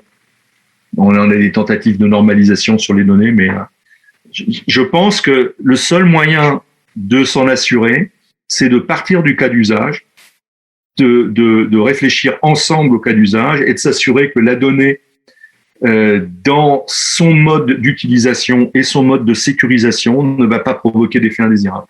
Donc, si on partage des données, oui, c'est même une très bonne idée, mais alors il faut garantir la sécurité et le cloisonnement de la donnée.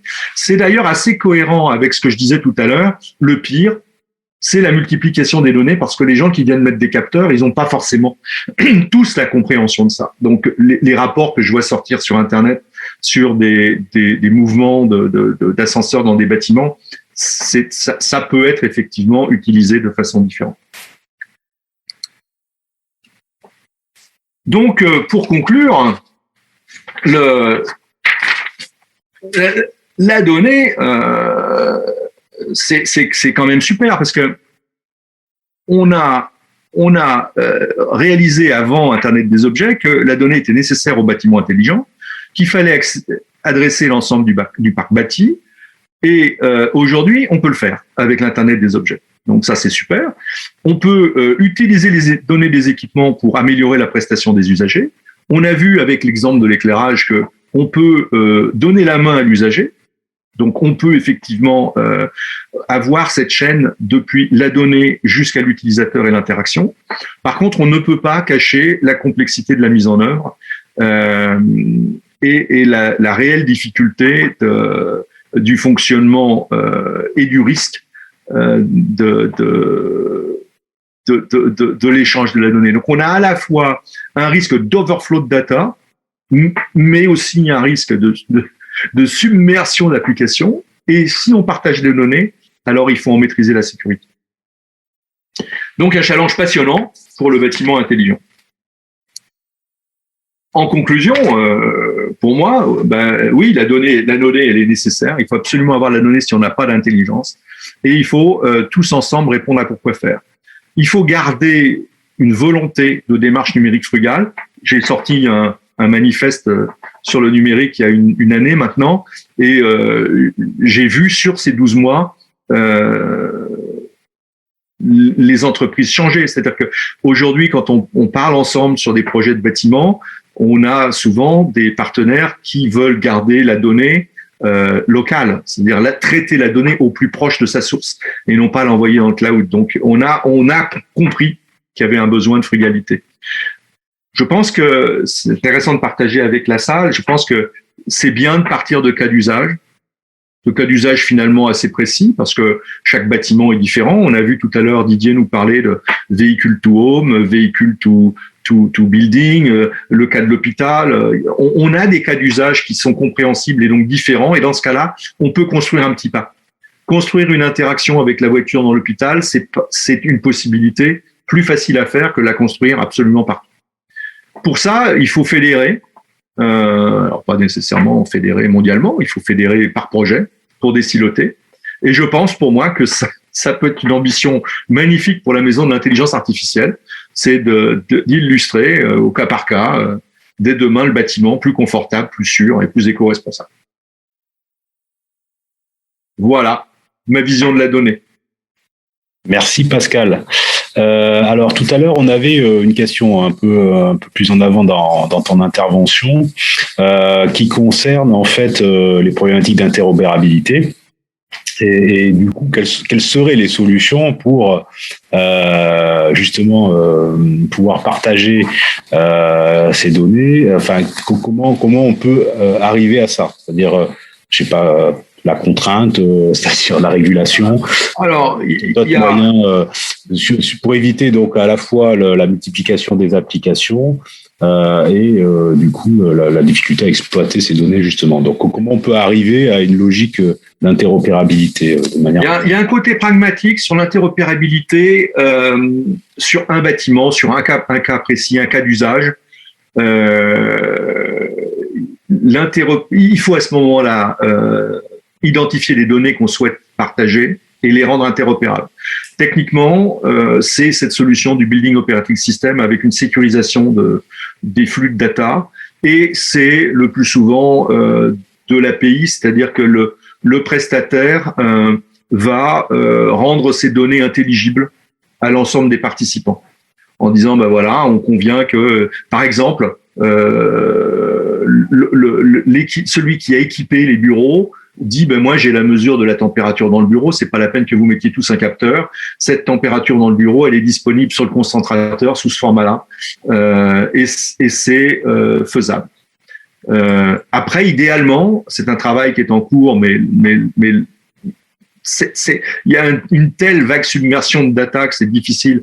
Idéalement, il faudrait des standards de données en disant quand on veut exprimer une température, on l'exprime comme ça, ou au moins dans une industrie, quand vous exprimez cette notion, elle est exprimée comme cela.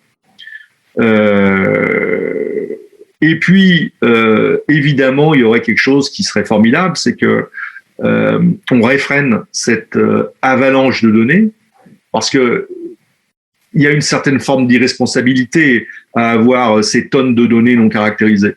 Et s'il y avait un coût sur la donnée, quel qu'il soit, instantanément, il y a des modèles qui n'existeraient plus. C'est-à-dire que c'est pas la peine du coup de faire des graphiques dans tous les sens, quoi. Ça n'a plus de sens. Il y a tout un tas de choses qui disparaîtraient. Mais dans la réalité opérationnelle, pour avoir un bâtiment intelligent, oui, ça veut dire que les entreprises doivent mettre en commun la data. Et se mettre en commun la data, pour une entreprise, ça veut dire la mettre dans une forme que tout le monde comprend. C'est pas ce qu'il y a de plus difficile. La data, pas forcément l'information. Et puis la deuxième question, mais ça, c'est vraiment la question fondamentale, c'est ce mode de sécurisation que je viens de vous expliquer. Effectivement, je vous garantis qu'un hôtelier dont le business est fondamentalement lié à son taux d'occupation et qui règle ses prix de chambre sur le taux d'occupation, le fait que vous soyez son concurrent et que vous soyez capable, temps réel, de savoir exactement comment il est occupé, c'est pour lui, c'est un changement concurrentiel fondamental. Bien mal, c'est une chose, mais en tout cas, quand la personne a mis la donnée en ligne, il n'a pas pensé qu'il faisait ça. Et donc, cette problématique de sécurisation, il y a beaucoup de gens qui travaillent là-dessus. Je sais que dans la salle, on a des membres de la Smart Building Alliance. C'est un des grands sujets de la Smart Building Alliance, c'est de développer et de favoriser ce développement du Building Operating System. Alors, on va enchaîner, mais juste avant, peut-être donc un complément de question, donc sans peut-être trop développer, mais dites du coup aujourd'hui, comment et où doivent être créés éventuellement des standards ou des protocoles justement pour aller vers cette interopérabilité. Est-ce que c'est un problème national, international, enfin comment? C'est un problème. En fait, qui travaille là-dessus. Alors je sais que c'est un sujet qu'on va un peu traiter pendant l'épisode 2, mais si tu peux en quelques... C'est un problème. Alors, oui, je peux le partager. C'est un problème mondial et c'est un problème d'industrie. C'est-à-dire que aujourd'hui, vous avez des organismes de normalisation mondiaux. Alors moi, je fais partie de l'ISO, mais l'ISO est un des organismes de normalisation Et alors, par exemple, à l'ISO, les ascensoristes vont approcher une norme, mais il y a des organismes de normalisation qui viennent des télécoms qui sont capables de sortir une autre norme. Donc, c'est un problème éminemment complexe sur lequel la France est plutôt en avance. Puisque oui, je vois en question Laurent Vallès qui dit oui, l'ETSI effectivement propose à la fois une ontologie, une sémantique pour formater la donnée et la sécuriser. Donc on a des choses qui existent, mais mondialement on en est loin. On en est loin. Bien, Pascal, merci. Alors, du coup, est-ce que tu peux interrompre ton partage et bien sûr. laisser la main à Alexis, peut-être pour la dernière partie. Voilà, Paul, merci beaucoup. Merci, Pascal. Donc, Alexis, est-ce que vous avez, tu as la possibilité de partager ton support pour le dernier thème, donc sur l'urgence à aller vers un bâtiment intelligent? Très bien, est-ce que vous m'entendez? Oui, on t'entend. Très bien. J'essaie de partager mon écran. Je suis arrivé un peu en retard, je suis vraiment désolé.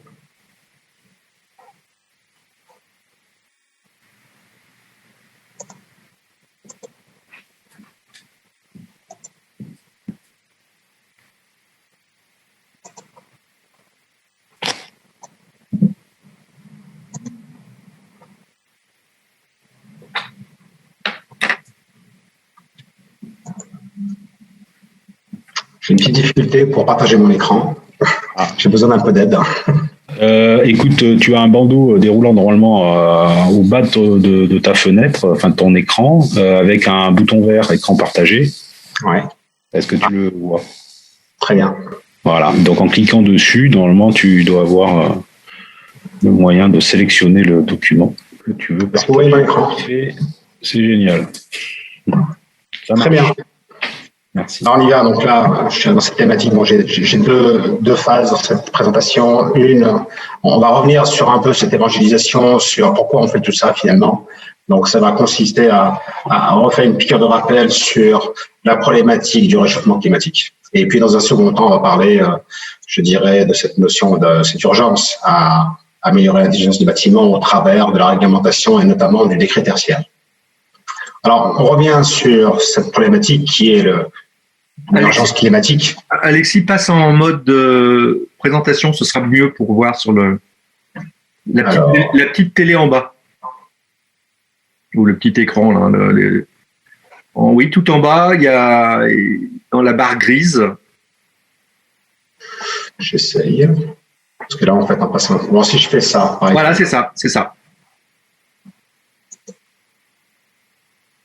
C'est mieux? Alors, il faut encore cacher la slide suivante. Alors, attendez, parce que je vais passer en mode. Je vais arrêter ça. Je suis désolé. On va y arriver. En faisant F5, ça donne quelque chose? Essaye de voir. F5? Ouais. Ou sinon, dans diaporama et plein écran.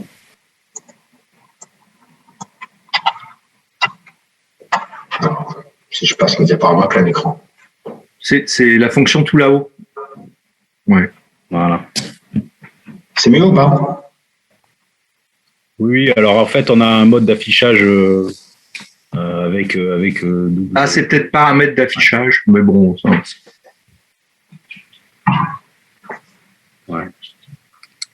Je trouve pas. Alors peut-être ici, paramètre, parce qu'il est en mode présentateur. Paramètre d'affichage, c'est ça. Non, ne pas dupliquer. Voilà. C'est nickel. On y arrive. Magnifique. Très bien. Alors on recommence. Oui, donc je pense qu'il est important de revenir un peu sur ces problématiques de changement climatique parce que finalement, c'est ce qui conduit un peu à tout ce que l'on se dit aujourd'hui, notamment, je dirais, à la réglementation qui se renforce et et ce besoin de conforter et gérer l'intelligence des bâtiments. Donc, évidemment, le changement climatique, en raison de la hausse de la concentration des gaz à effet de serre, va modifier l'équilibre thermique de la Terre et a de nombreuses conséquences sur l'homme.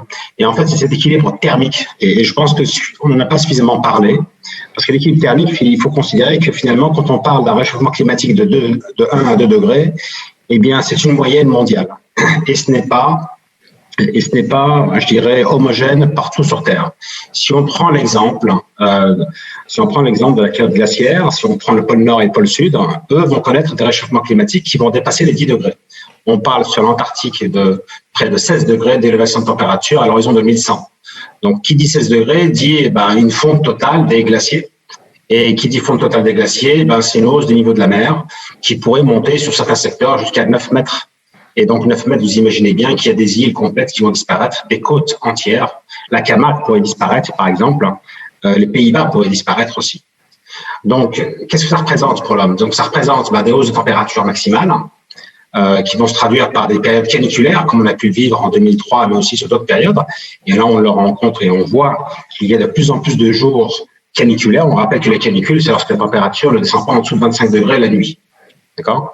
Sur les parties, sur les températures minimales aussi, on va retrouver des pics de température minimale. Donc, la hausse du niveau de mer, la hausse des températures de l'océan, avec aussi une acidification de l'océan. Donc là, ça va changer les courants marins. Donc, qui dit changement des courants marins dit également changement des courants aéroliques. Donc, ce qu'on peut connaître aujourd'hui en Asie au travers des typhons pourrait peut-être se produire demain, peut-être en Europe. Une intensification des précipitations, que ce soit les fortes pluies, la grêle. Donc, on a évoqué les typhons, mais aussi les tornades. On voit quelques tornades apparaître. Moi, j'ai pu en voir une l'année dernière à Cannes. Alors, on n'a jamais pu imaginer qu'il y aurait pu y avoir des tornades à Cannes. On a évoqué le recul et la fonte des glaciers. Donc là aussi, c'est vraiment majeur. Et il faut imaginer que sur l'exercice 2020, c'est l'équivalent de la France qui a disparu au niveau des glaciers. Alors, c'est à peu près 500 000 km². La France compte 600 000 km². Donc, on voit bien que c'est vraiment un vrai problème. Et selon la NASA, les 7 dernières années ont été les plus chaudes jamais enregistrées. Donc, ça montre bien qu'on a passé un cap. Alors, évidemment, quand on parle de réchauffement climatique, il y a 10 ans, on pouvait s'interroger. Donc, il y avait les météosceptiques qui considéraient que c'était pas tout à fait vrai, que l'activité humaine était plus ou moins régulée par la nature et que c'était cyclique. Et en fait, il n'en est pas. Alors, je vous ai prévu un petit film qui va passer un peu vite, mais on le repassera juste après. Donc là, on voit les températures de 1880 à 2020. Vous allez voir que finalement, on voit bien que au niveau des températures moyennes, il y a un réchauffement qui est global au niveau de la Terre. Et comme on peut le voir aussi, c'est que ce réchauffement, il est plus situé sur l'hémisphère nord. Évidemment, quelque part, on peut se dire que le pollueur, il va payer les conséquences de sa pollution, quel qu'il soit. Alors, face à cette urgence climatique, les États s'organisent. Donc, on a eu l'accord de Paris qui a fait grand bruit au travers de la COP21 et sur lequel on a pu ratifier, plus de 140 pays ont ratifié cet accord. Je pense même 180 pays avaient ratifié l'accord, y compris les États-Unis. L'arrivée de Trump a mis à mal ce projet-là, mettant aussi la Chine en attente, en veille, en se disant on pollue énormément, mais on pollue autant que les États-Unis. Donc, il n'y a pas de raison si les États-Unis n'y vont pas, que nous n'y allons pas non plus. Donc, l'Europe, eux, se sont réorganisés. L'élection de Joe Biden a modifié complètement le système, sachant qu'aujourd'hui, il s'engage à une neutralité carbone en 2050. Les Européens ont aussi, eux, envisagé une neutralité carbone en 2050. La Chine n'a pas encore envisagé la neutralité carbone en 2050, mais prévoit une réduction de 65% à l'horizon 2030. Voilà. Et donc, quand on voit ceci, finalement, on se dit que, le carbone, aujourd'hui, est devenu un enjeu sociétal majeur, autour duquel tout le monde s'organise. Donc, si on considère 3 degrés à l'horizon 2100, c'est qu'il faudrait en moyenne 1,7 fois la planète pour couvrir les consommations de ressources naturelles. Donc demain, sur le réchauffement climatique, il faut que la France, c'est l'engagement de la France, c'est une neutralité carbone à l'horizon 2050. Donc, on a vu donc tout à l'heure, donc la COP 21, c'est 196 États signataires. L'engagement de l'Europe, c'est une neutralité carbone à l'horizon 2050. Donc, pour ce faire, le régulateur, donc la France, a choisi et s'est orienté vers une loi énergie-climat et une stratégie nationale bas carbone. Les entreprises se sont aussi engagées avec plus de 850 signataires des Science-Based Targets pour s'engager vers une transition carbone. Et on remarque également, et peut-être que le confinement a eu son mot à dire aussi dans cet événement-là, c'est que 85% aujourd'hui des Français souhaitent que les questions ou les préoccupations environnementales deviennent ou prennent une place importante dans les candidats aux prochaines élections. Donc voilà, ça c'était juste pour remettre un peu le contexte, pour passer à la suivante. Je ne sais pas si vous avez des questions à ce stade. Ce pas des choses que vous ne connaissiez pas, mais peut-être que la différence d'élévation de température en différents lieux de la Terre est peut-être une donnée nouvelle, parce que les gens pensent que c'est une élévation moyenne, mais en fait c'est une moyenne sur l'ensemble des stations météo mondiales. Et évidemment, quand on parle des pôles, que ce soit le pôle Nord ou le pôle Sud, eh bien ici on verra qu'il y aura des impacts extrêmement importants et totalement différents.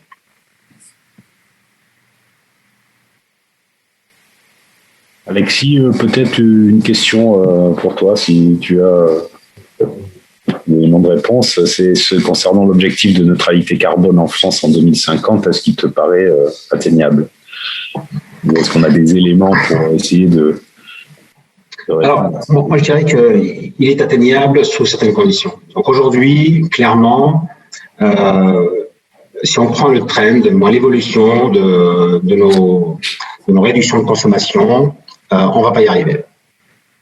Mais il y a quand même une révolution technologique majeure qui est en train d'arriver aujourd'hui, qui est en passe de remplacer le pétrole, c'est l'hydrogène.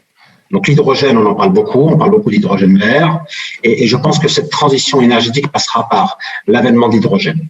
Alors jusqu'à présent, l'hydrogène est un produit qui se fabrique par l'électrolyse de l'eau et qui coûte excessivement cher à produire.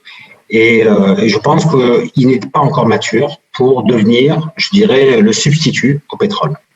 Des recherches récentes ont démontré, et puis on voit des startups qui se montent, et notamment une startup israélienne qui a développé un nouveau procédé qui est plutôt basé sur la catalyse de l'eau et qui permet de produire un hydrogène vert à environ 1 euro le kilogramme. Donc là, si on parle d'1 euro le kilogramme, il est clair que demain, on va remplacer à la vitesse de l'éclair le pétrole. Pourquoi? Parce que un véhicule hydrogène aujourd'hui a besoin de 3,5 kg pour faire 500 km. Si demain on propose aux particuliers de changer de véhicule, de passer sur un véhicule hydrogène, à condition qu'il soit au même prix, sur un véhicule qui, avec 3-4 kilos, est l'équivalent du pétrole ou de l'essence demain, il est évident que ça changera. Donc oui, il y a énormément d'investissements sur l'hydrogène et on estime, alors en tout cas dans mon domaine et dans mon périmètre, on estime que cette transition écologique, cette transition énergétique passera par l'avènement d'hydrogène.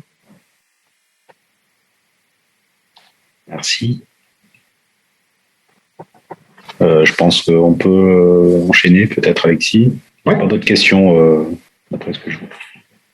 Très bien. Alors, évidemment, pour réussir cette transition énergétique, il faut revenir sur, je dirais, tous les postes de consommation. Tous ne sont pas égaux. Et ce que l'on voit, c'est que le secteur de la construction, il pèse lourdement sur l'environnement. C'est le deuxième émetteur de CO2 après le transport routier. Aujourd'hui, en France, c'est plus de 43% de l'énergie finale qui est issue des bâtiments. Donc, il est impératif pour atteindre ces objectifs de neutralité carbone, de travailler sur les 3 axes que compose le bâtiment. Le neuf, la rénovation et la déconstruction. Donc, selon le régulateur, l'axe 9 est gouverné par la RT 2020. Donc, jusqu'à présent, nous étions sur la RT 2012. Donc, nous avons quand même pas mal de bâtiments qui sont construits en RT 2012. Mais les meilleurs. Pardon? Ouais, Alexis, tu peux continuer. Ouais. Ah, pardon. Oui, donc cette réglementation RT 2020, elle régit les performances environnementales bâties des bâtiments à partir de 2021. Donc on parle de leur diminution sur leur impact carbone. Donc là, aujourd'hui, c'est la première fois qu'on prend en compte toute la vie du bâtiment, à la fois à la construction jusqu'à la fin de vie. Et donc, on fait un bilan carbone. La poursuite de l'amélioration de leur performance énergétique et enfin la garantie de la fraîcheur pendant les étés caniculaires. Donc, tous ces paramètres-là sont partie intégrante de la RT 2020. Ce que l'on voit déjà aujourd'hui sur les bâtiments qui sont construits selon la RT 2012 et puis pour d'autres qui vont un peu plus loin, eh bien, c'est qu'on est quasiment sur une sobriété très importante. Aujourd'hui, on va dire que les bâtiments avant 2012 étaient sur une consommation de 100 kW au mètre carré par an. Et demain, on est plutôt, demain, oui, on sera plutôt à 45 kW par mètre carré par an pour ces bâtiments. Donc, cette réglementation, elle va favoriser le recours à des matériaux et équipements qui émettent peu de gaz à effet de serre. Alors, du sourcing, donc du début, donc la construction, donc ça va favoriser les circuits courts, c'est ce qu'on évoquait tout à l'heure. Donc, ces circuits courts pour aller chercher des matériaux qui ont un contenu CO2 très faible. D'accord. Et puis le dernier point, c'est l'axe de la rénovation. Donc lui, il est régi par le décret tertiaire qu'on va évoquer juste après, qui lui a pour objectif de réduire la consommation énergétique des bâtiments et des parcs tertiaires de moins 30 à 2030, moins 50 à 2040 et moins 60 à 2050. Et c'est un vrai défi aujourd'hui pour la construction, pour répondre à cette urgence climatique, qui sera certainement de s'adapter aux exigences réglementaires. Alors, le principe du décret tertiaire est relativement simple. On rappelle que ce décret tertiaire, il a connu 3 présidents avant de sortir. Donc, ça a été extrêmement compliqué pour le régulateur de créer ce décret tertiaire. Évidemment, pourquoi? Parce qu'il y a énormément de bâtiments qui sont relativement anciens et la construction neuve ne pourra pas pallier déjà à la demande existante actuelle. Donc, en novembre 2018, la loi Elan, elle promeut donc finalement cette réduction de moins 40 en 2030, moins 50 en 2040 et moins 60 en 2050 pour tous les bâtiments supérieurs à 1000 m². Donc, au 1er octobre 2019, on est sur les modalités d'application, le contrôle et le suivi de l'évolution des consommations. Et en mai 2020, on a un arrêté sur la méthodologie et le process de mise en œuvre. Évidemment, ceci vise une diminution des consommations réalisées en énergie finale sur l'ensemble des usages et sans dégrader le bilan CO2. Et pour ce faire, on va utiliser l'ensemble des leviers d'action, l'exploitation performante, les travaux et la sensibilisation, avec une approche relativement pragmatique qui est basée sur la remontée des consommations réelles, des factures, des télérelèves, etc. Alors, ça paraît un peu complexe comme ça. Pour l'instant, il y a très peu d'entités qui se sont lancées sur le décret tertiaire, sachant que la plateforme de l'État que l'on voit ici va être opérante à partir du 1er septembre 2021. Alors, quand on est concerné, pourquoi on serait concerné? Donc, je suis locataire ou propriétaire, je dispose d'une surface tertiaire de plus de 1000 m², je suis dans le domaine public ou privé, et j'ai un bâtiment, un site qui a été construit avant 2018. Avant le 24 novembre 2018. Donc, qu'est-ce que je dois faire? Donc, je dois collecter mes informations depuis 2010. Donc, on va chercher finalement l'ensemble des factures de 2010 à 2020 et on va chercher l'année la plus, je dirais, la plus simple pour nous. Donc, l'année peut-être celle qui consomme le plus pour aller viser l'objectif de moins 30, moins 50 et moins 60. Je vais aussi avoir besoin de mes données patrimoniales et l'historique des activités, parce que l'activité va avoir une influence sur la consommation du bâtiment. Ensuite, on doit analyser et identifier les postes de consommation, choisir une année de référence, certainement une année de forte consommation, évidemment, parce que je pense que les gens n'iront pas chercher l'année la plus performante pour aller ensuite être obligés d'aller faire des travaux. Et puis, à partir de là, on doit intégrer ces informations dans la plateforme Opérat, qui sera ouverte au public dès septembre 2021. Dans cette plateforme, on va renseigner nos données, nos consommations, nos indicateurs d'intensité d'usage. Donc là, c'est à quoi sert le bâtiment, quel est son usage final, et puis mes consommations de l'année en cours. Et donc, chaque année, je devrais renseigner cette plateforme pour renseigner et pour démontrer que je suis mon plan d'action. C'est ce qu'on voit en point numéro 5, je définis mon plan d'action. Donc là, mon plan d'action consiste à la performance énergétique du bâtiment, l'installation d'équipements performants, les modalités d'exploitation et l'adaptation de l'usage des locaux. Donc, une fois que j'ai défini mon plan d'action sur la plateforme, je vais pouvoir suivre ce plan d'action. Et on ne sera pas les seuls à pouvoir le suivre, évidemment, parce que cette plateforme sera aussi gérée par le régulateur qui, lui aussi, veillera au grain et s'assurera que mon plan d'action est bien suivi des faits. Et donc, je mets en œuvre et j'atteins mes résultats, je réalise des travaux si besoin, j'exploite de façon performante et optimisée, et je suis dans ma trajectoire énergétique et tout est bien pour moi. Sinon, il y a des pénalités que l'on devra payer. Alors, on en revient à l'intelligence au service des bâtiments pour atteindre des objectifs gouvernementaux à l'horizon 2050. Mais pas que. Alors, l'intelligence au service des bâtiments, c'est pour pallier aux obligations réglementaires, mais aussi au service des bâtiments pour suivre et partager entre copropriétaires les consommations énergétiques, que ce soit l'eau, l'électricité, le gaz, les interventions techniques sur la maintenance, c'est ce qu'on évoquait tout à l'heure. Ça peut être la maintenance au niveau des colonnes électriques, de la maintenance des chaufferies ou des ascenseurs, la sûreté des bâtiments, mais aussi le bien-être et la santé. Et je pense que demain, l'intelligence sur les bâtiments, ce sera aussi pour garantir un achat immobilier en connaissance de cause, au travers de la transparence et la traçabilité. C'est toute la question, parce que globalement, aujourd'hui, quand on achète un bien, on va avoir accès à 1 ou 2 PV d'AG, et on ne saura pas quelle a été la vie du bâtiment. Et si le bâtiment est sobre énergétiquement, on aura juste les factures du dernier PV. Et donc, ce n'est pas suffisant pour acheter en connaissance de cause. Et c'est là où l'intelligence des bâtiments demain va nous obliger, pas nous obliger, mais on va certainement demander, nous, en tant qu'usagers, eh bien, avoir plus d'informations pour être sûr d'acheter ce qu'on a vraiment envie d'acheter. Voilà, j'en ai fini. Je ne sais pas si vous avez des questions sur cette partie-là. Alors, merci Alexis. Alors, je ne vois pas de questions. Alors, si tu le permets, je vais en poser une. Je découvre la plateforme Opérate. En fait, c'est quelque chose que je n'avais pas en tête. Une question. Tu évoques cette plateforme comme une plateforme de collecte de données, un peu un état des lieux pour pouvoir permettre de suivre l'évolution, on va dire, au niveau des objectifs à atteindre par rapport à un plan d'action, j'imagine. Alors, j'ai peut-être raté l'info à un moment donné, mais à combien tu estimes le temps nécessaire à alimenter la plateforme pour le T0, j'allais dire. C'est-à-dire que tous les bâtiments concernés par ce décret doivent alimenter leur valeur référence. Donc, à quel moment on peut considérer que la plateforme commence effectivement à incrémenter des données sur des plans d'action réels et une évolution par rapport à l'atteinte de l'objectif? Ou est-ce que c'est quelque chose qui est indépendant d'un bâtiment à l'autre? Si on veut avoir une vision un peu globale. Oui, alors je pense qu'on aura une vision globale à terme quand tout le monde aura renseigné ces informations. Ce qu'on voit aujourd'hui, c'est que peu de personnes sont au fait du décret tertiaire. Il y a toute une partie évangélisation à faire. Qu'il va falloir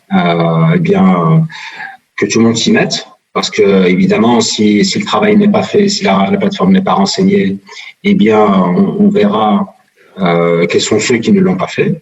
Et donc là, le régulateur a prévu des amendes à cet effet. Donc les amendes peuvent aller jusqu'à 7 500 € d'amende. Donc il est évident que c'est pas forcément dissuasif, mais suffisamment pour que les gens s'y mettent. Et je dirais que la première échéance, ce sera certainement 2025, l'heure du bilan, lorsqu'on lancera, au moment de la première échéance, où on doit faire un minimum de 30% d'économie d'énergie. Donc, dès lors, ils vont chercher les plus énergivores, ceux qui n'ont fait aucun effort, ceux qui n'ont pas renseigné la plateforme. Nous, ce qu'on voit aujourd'hui, c'est que il est évident que quand on regarde le bilan complet de cet objectif, c'est que pour atteindre l'objectif de 60% d'économie d'énergie, il va falloir que l'ensemble de la communauté dépense environ, d'après les premières estimations, on dira à peu près 40-45 milliards. Mais au final, les économies d'énergie devraient générer une économie globale supérieure. Donc le delta est positif. Donc au final, c'est à peu près 62 milliards d'économies qui seraient générées au travers de cette économie que chacun fera. Donc, on sait globalement, d'après les estimations, que ça a du sens, mais encore faut-il que les gens s'y mettent. Ok, et peut-être une dernière question. Est-ce que tu vois des opportunités ou des apports intéressants issus de la 5G par rapport à soit des actions à mettre en œuvre, soit j'imagine des solutions pour atteindre ces objectifs? Alors, la 5G va intervenir sur pas mal de sujets. Alors, moi, je pense qu'il y a un premier point. Alors, quand on parle d'intelligence des bâtiments, c'est que nous, ce qu'on promeut, c'est l'automatisation de l'envoi de données. C'est-à-dire qu'aujourd'hui, dans notre métier, on va assurer le bilan et puis ensuite, on va se plugger sur la plateforme et on va créer un lien automatique. D'accord? Ce lien automatique va renseigner en temps réel, mois par mois, la plateforme et il permettra de remonter cette donnée et de la concaténer sans avoir à s'en préoccuper. À condition de suivre son plan d'action, évidemment. La 5G va augmenter le flux de données. Toutes ces données vont être sur la plateforme. Je ne sais pas ce qu'en fera l'État. J'espère que l'État en tirera des leçons, mais ils auront suffisamment d'informations et une vision globale. Et comment avancer sur cette 5G, je ne vois pas aujourd'hui à ce stade comment la 5G pourrait améliorer l'efficacité énergétique des bâtiments, hormis au travers de la fiabilité de la donnée. La fiabilité, pourquoi? Parce que la 5G va pouvoir transmettre plus d'informations. Et ce qu'on sait aujourd'hui, c'est ce qu'évoquait Pascal tout à l'heure, c'est que quelle donnée est fiable? Comment on peut fiabiliser la donnée? Et peut-être qu'au travers de la 5G, sachant que les flux de données seront beaucoup plus importants, on pourra mieux caractériser la donnée et s'assurer que cette donnée est fiable. Donc, peut-être sur la fiabilité, c'est là que je pense que la 5G va permettre d'avancer sur l'amélioration de l'efficacité énergétique des bâtiments et l'intelligence des bâtiments. Bien, alors attends, peut-être une dernière question. Alors peut-être une question sur donc les grosses entreprises qui génèrent, donc on parle effectivement de l'immobilier tertiaire, j'imagine, le plus d'impact en termes d'émissions gaz à effet de serre, qui ont le plus d'efforts à faire pour identifier, enseigneront-ils la plateforme? Non. Voilà. Ils ont l'obligation de le faire, donc je pense qu'ils le feront. Et je pense que par les amendes. Ouais, mais je pense que c'est peut-être plus simple pour ceux qui n'ont rien fait aujourd'hui. Parce que, évidemment, c'est l'investissement, mais cet investissement, il aura un retour sur investissement. Il aura un ROI relativement court. Ce que l'on voit, par exemple, aujourd'hui, quand on passe du fioul au gaz, on fait une économie de 30%. Et si on passe sur d'autres technologies comme les pompes à chaleur sur nappe phréatique, par exemple, là, c'est plus de 70% d'économie.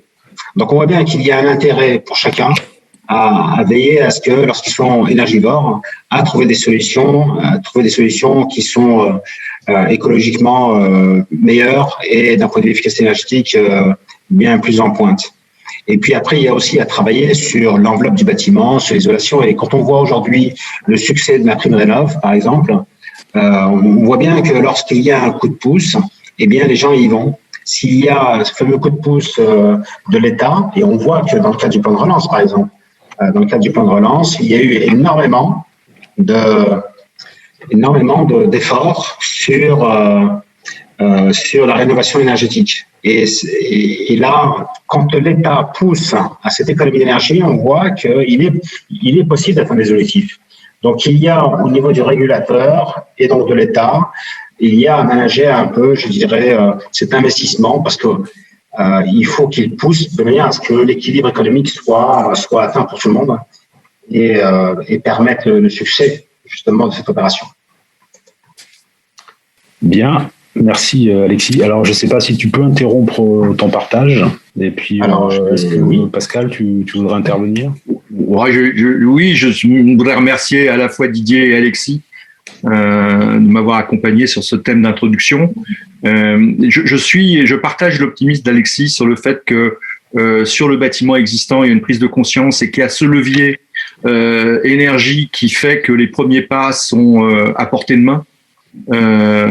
Le propos qu'on va suivre ensuite, c'est que ça va être de partager avec les cycles de conférences l'importance d'aller au-delà, de rentrer dans ces cas d'usage un peu plus complexes qui portent sur la sûreté et le confort, tout en gardant évidemment l'énergie et dans cette énergie, garder aussi en tête ce que Alexis a partagé avec nous au départ, c'est ne pas, pendant qu'on essaye d'économiser d'un côté, ne pas se lâcher de façon inconsidérée de l'autre et avoir des solutions qui sont...